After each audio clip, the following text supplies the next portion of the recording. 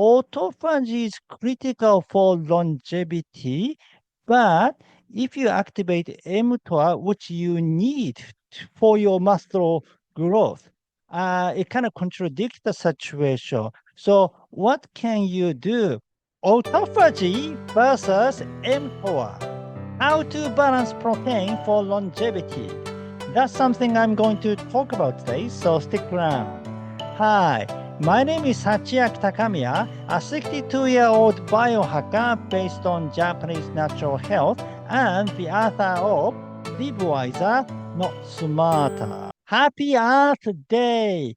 April 22nd is the Earth Day, the day to think about the planet Earth. And planetary biohacking is part of Ikigai biohacking. We regard planetary health as critical as personal health. For details, please read Ikigai Biohacking, Chapter 8, How to Bioharmonize Gaia, the Mother Earth. In the last video, I shared with you this breakfast and this breakfast because they are both good for protein. They are high protein breakfast, plus they are good for protein absorption and protein synthesis. This is the critical aspect about protein intake. Most breakfasts are high protein, but not high in other nutrients that support protein absorption and protein synthesis. And at the end of the video, I talked about autophagy, which is a cellular recycling function.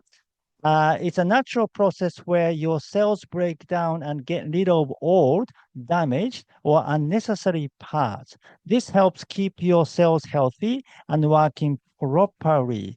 And autophagy does recycle your proteins too. So if you think about protein health, it is important to think about autophagy as well. And especially autophagy and mTOR. mTOR is the major regulator of growth. Therefore, it is responsible for your protein synthesis and muscular growth. And mTOR is activated by a high protein diet. And it is kind of the opposite of autophagy. When mTOR is on, autophagy is off. So basically, mTOR suppresses autophagy, and autophagy suppresses mTOR. You cannot have them on both at the same time.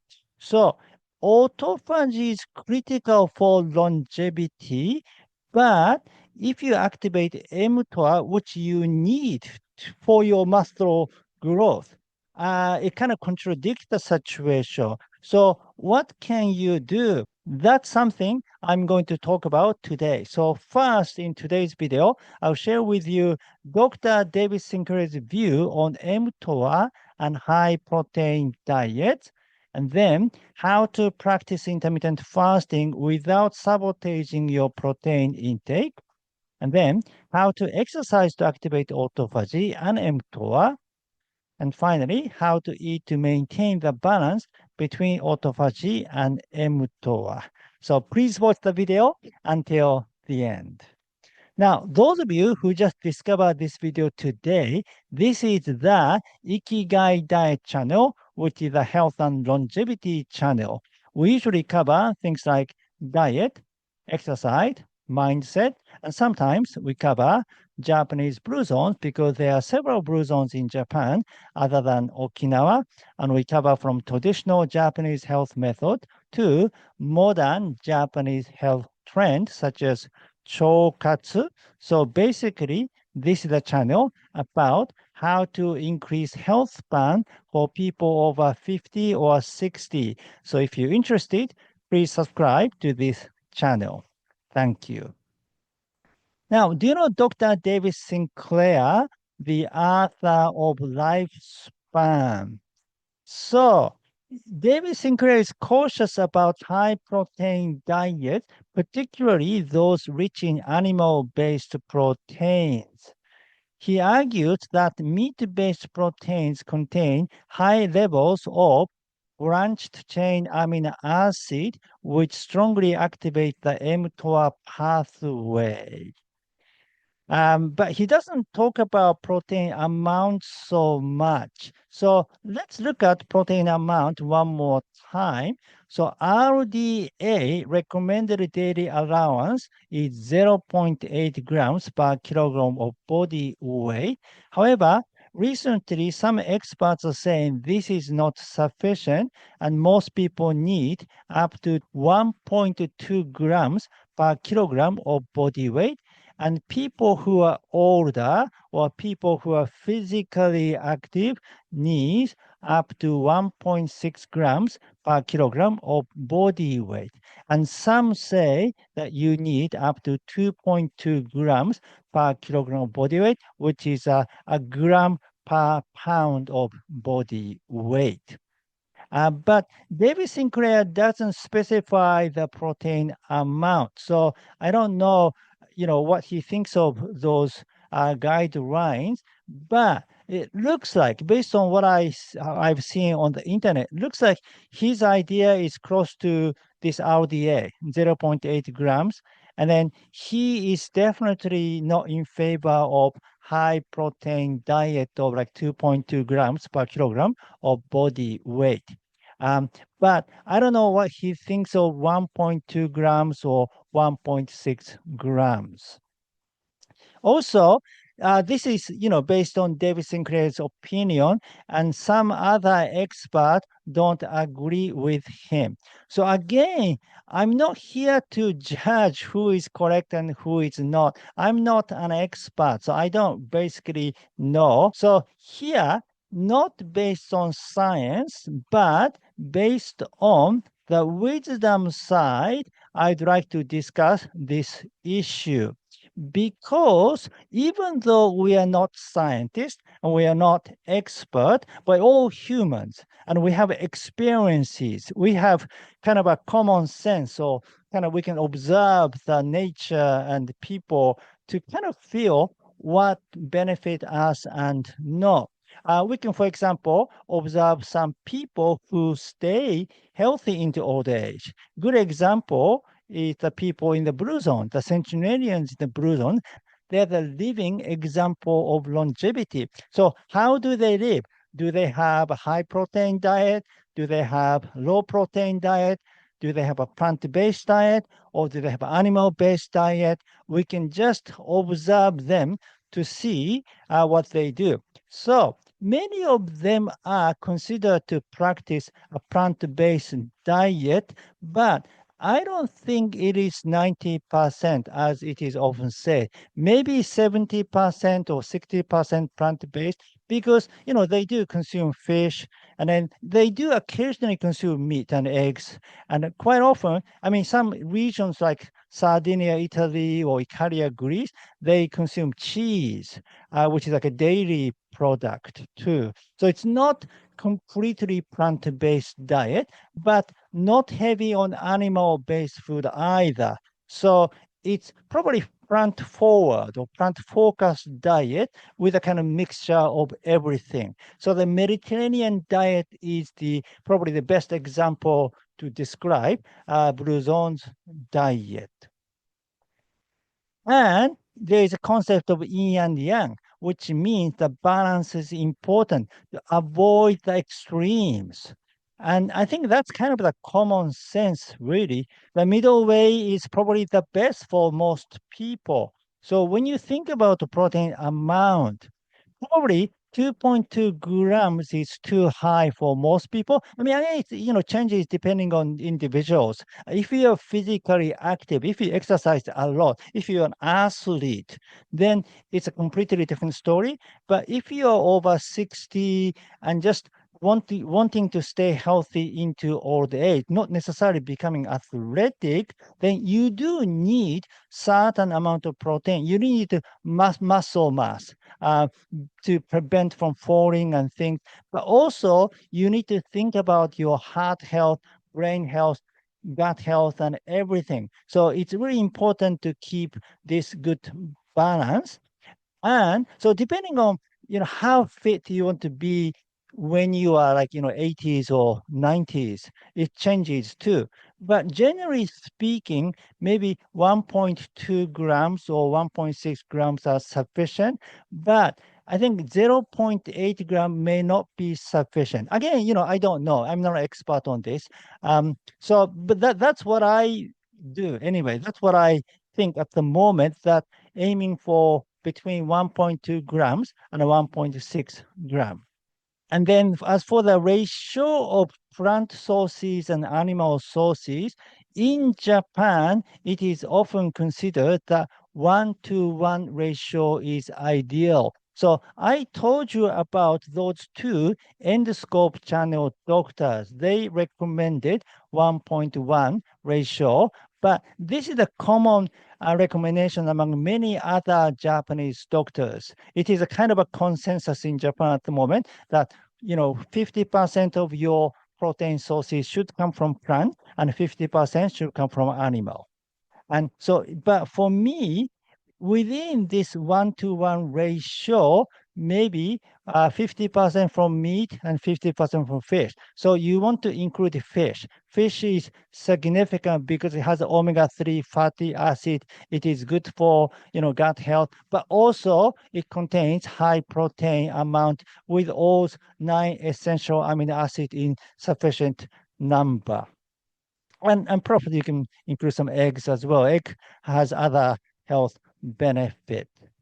Also, when you think about hunter-gatherers, another question appears, and that is whether they had a consistent protein supply or not.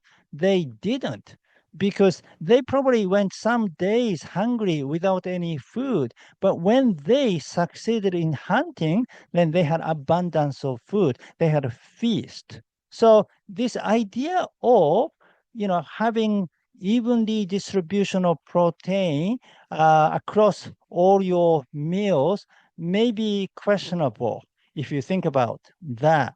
And then there is an interesting study that in Cell Reports Medicine, the study found that consuming 100 grams of protein after exercise resulted in a greater and more prolonged muscle protein synthesis response compared to 25 grams. It suggests that, at least in the context of post-exercise recovery, the anabolic response to protein may not plateau at the previously thought limit of around 20 to 30 grams. So in the last video, I said that those two doctors recommended even distribution of protein across your all meals. So if you need 90 grams per day, maybe you can have 30 grams for breakfast, 30 grams for lunch, and 30 grams for dinner. But based on this study, especially after exercising, post-exercise situation, you may be able to have more protein. So, for example, you can have, 40 grams in one meal, and then 25 grams in other two meals and so on. So that's something, I don't know yet, but that's a sort of possibility. For details, please visit this website. So I'm just wondering whether it is necessary to be consistent all the time, consistent about our protein intake. And that brings to this topic of protein cycling, which was proposed by James W. Clement, who is the author of The Switch. So he said that autophagy and mTOR need to be balanced. So autophagy is definitely important for your longevity, but mTOR is important too, especially for children and young people, because mTOR is responsible for growth. And people who need to grow and people who need to strengthen their muscle, mTOR is critical. So you don't want to constantly activate autophagy and you don't want to constantly activate mTOR. So James Sinclair too, he said chronic activation of mTOR is the problem. He didn't say that you should never activate mTOR. He just said chronic activation of mTOR is the problem. So this idea of having, always activating autophagy or always acting mTOR itself is a problem. So you need to find a good balance of that too. So James Clement recommends that you activate autophagy for 8 months and then activate mTOR for 4 months. Or you can activate autophagy for 2 months and activate mTOR for 1 month.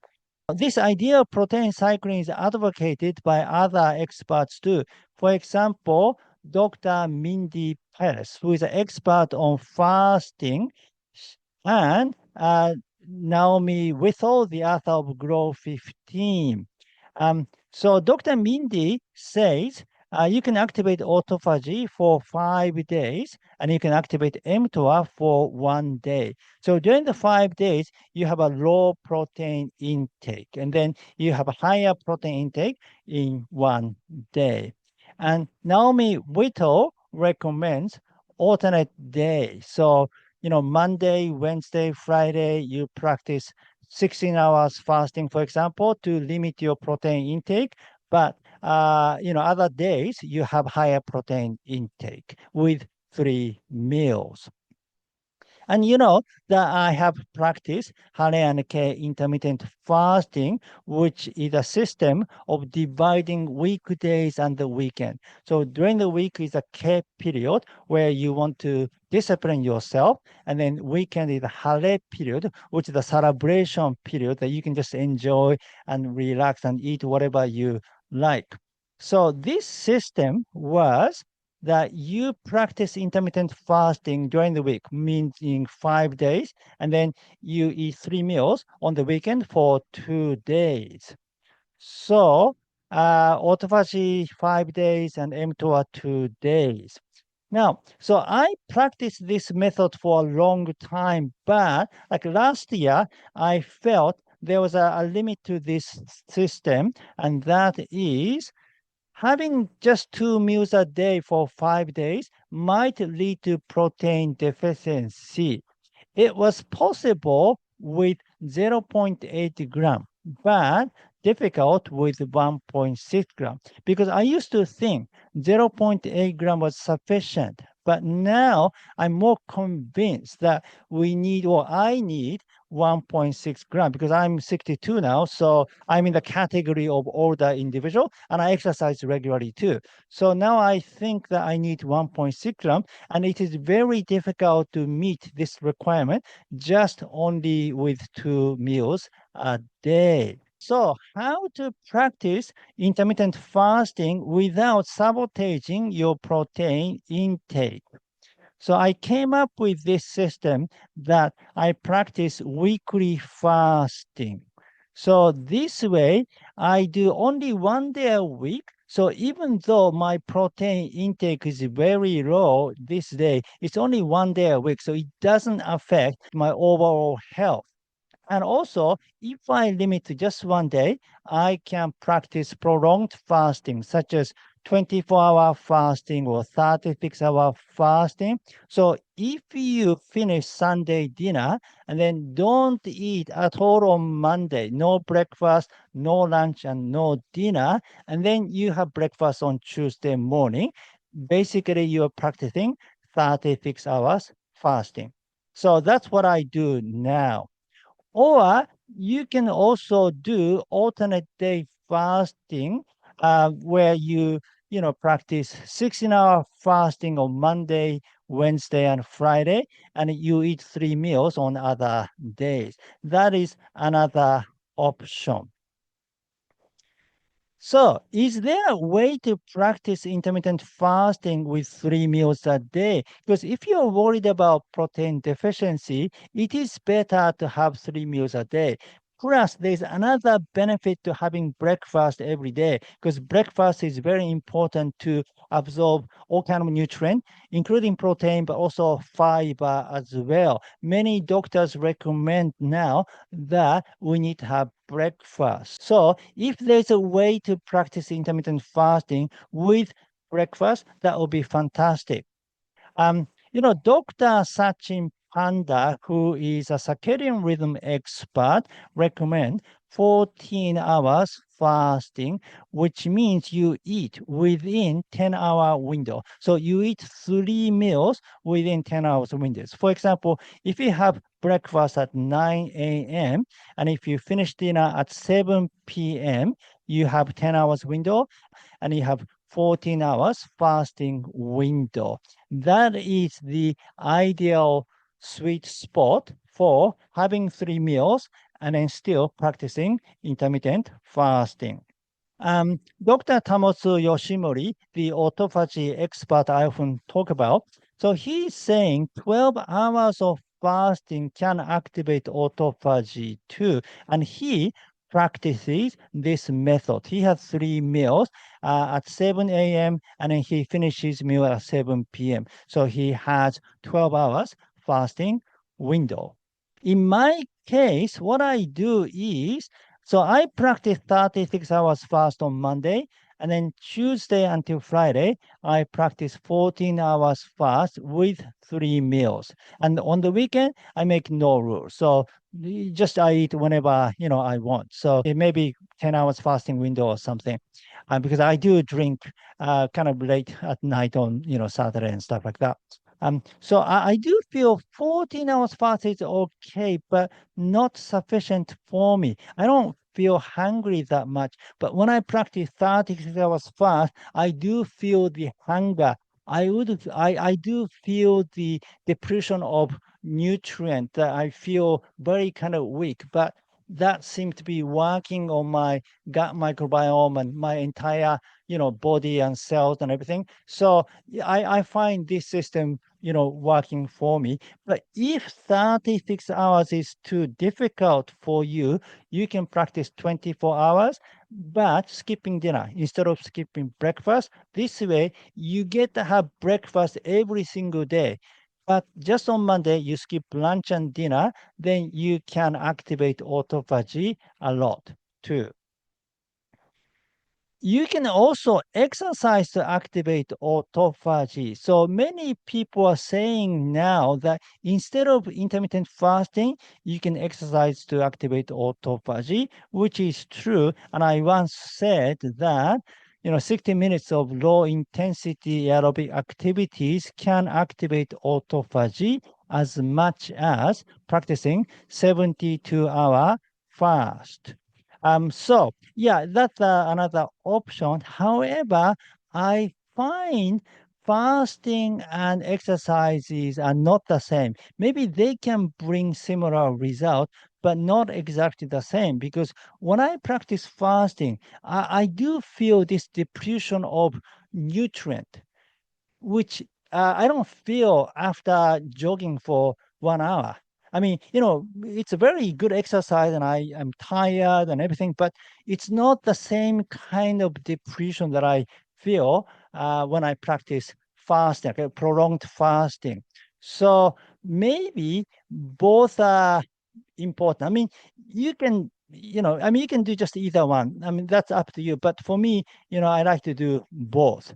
So my suggestion is once a week of 24 or 36-hour fasting plus 60 minutes of low intensity aerobic activity. I do some other low intensity aerobic activities on other days, like 45 minutes, but doing 60 minutes is just once a week.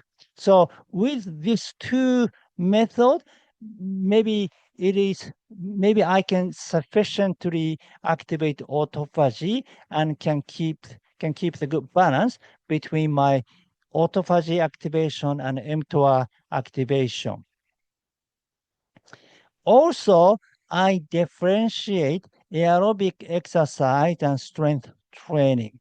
Uh, Aerobic exercise is more for autophagy activation, and strength training is more for mTOR activation. I mean, I don't know. Probably you might activate autophagy through strength training too, especially if you practice HIIT type of exercise. But for regular strength training, maybe mTOR because you're focusing on your muscle building. But anyway, to keep the balance, it's good to differentiate the two and then do it alternately. So if you do aerobic exercise on Monday, you can do strength training on Tuesday, and you can do aerobics exercise on Wednesday. You can do strength training on Thursday and stuff like that. And then the days you do aerobic exercise, you can have a lower protein intake. The days you have strength training, you can have higher protein intake. So a meal after strength training should contain higher protein and protein absorption and synthesis supporting nutrient. So what are protein absorption and synthesis nutrient? So for details, please watch my other video. The actual title is Eat This with Your Protein, Supercharge Your Protein Synthesis. And it is good to work out in the morning. In this way, you can make your post-exercise meal to be breakfast and make it the highest protein intake meal. So you can have more protein for breakfast than lunch and dinner. And so those endoscope doctors said even distribution across all your meals, but they did emphasize breakfast being the most important. So if you want to make differences, then breakfast should be the one to have higher protein intake. So what I have for breakfast, which I shared with you in the last video, is natto salad and soy yogurt muesli. This natto salad contains natto, jaco, which is a baby sardine, hemp seed, and pea sprout, and some other vegetables such as carrots, lettuce, and also seaweed, hijiki. So natto is about 50 grams of natto, which contains about 8 grams of protein. Also, natto contains magnesium, zinc, and folate. And then jaco is about 3 grams, which contains about 1.2 grams of protein, and it has vitamin D, zinc, magnesium. And hemp seed, I use 3 grams, and it contains 0.96 grams of protein, and it contains magnesium and zinc. And pea sprout, I use 13 grams, which contains about 0.5 grams of protein, and it has vitamin C, folate, and other non-high protein ingredients are like lettuce, cabbage, but it contains folate and vitamin C. And hijiki contains magnesium, and carrots contain vitamin B6. They're all supporting protein synthesis. And for the muesli, it has a 40 gram of oats, which contains 6 gram of protein, and 10 almonds containing 2 gram of protein, 10 cashews containing 2.3 gram of protein, 5 walnuts containing 2.5 gram, and then 20 pumpkin seeds containing 2.6 gram of protein, and 20 sunflower seeds containing 4 gram of protein, and 200 gram of soy yogurt containing 7 gram of protein. And all those nuts and seeds has a lot of magnesium and zinc. And I have a kiwi and blueberries in the muesli, and they have vitamin C.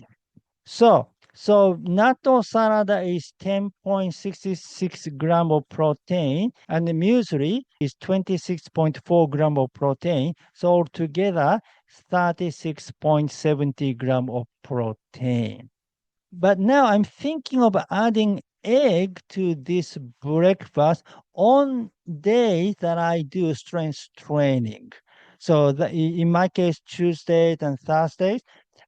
because that will add vitamin B6, vitamin B6, and then the protein intake will be slightly higher, 42.70 gram. Now, let's look at my daily protein requirement one more time. So in the last video, I said 90 gram. It was based on the calculation of 1.5 gram per kilo of body weight, and I weigh 60 kilograms. Therefore, it is 90 grams. But if I calculate it with 1.6 gram, then I need 96 gram of protein per day. So if I have nearly 43 gram of protein for breakfast, then I can just have 27 gram of protein for lunch and 27 gram of protein for dinner.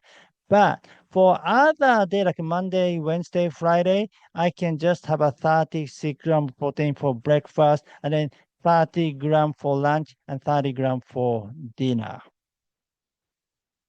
By the way, so I put Jacko baby sardine into my natto salad. So in every breakfast, basically. So before I had fish only on Tuesday and Thursday. That's the days I do strength training. But now I have Jacko in every breakfast. Why is that?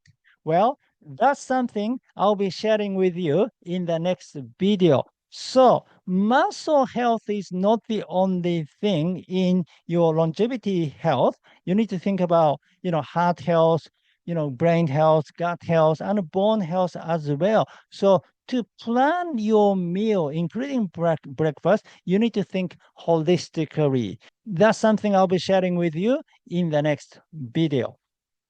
And for details about the diet and this, autophagy, mTOR cycling, and, best way to practice fasting and so on, please read chapter 3 and chapter 4 in Live Wiser, Not Smarter. Okay, that's it for today. Thank you for watching.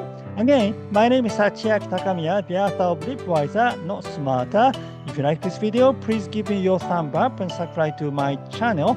And please leave your comment. How do you balance autophagy and mTOR? So today, I talked about autophagy, and autophagy is good for your skin health as well. I made a video about it the other day, so if you're interested, this is the video.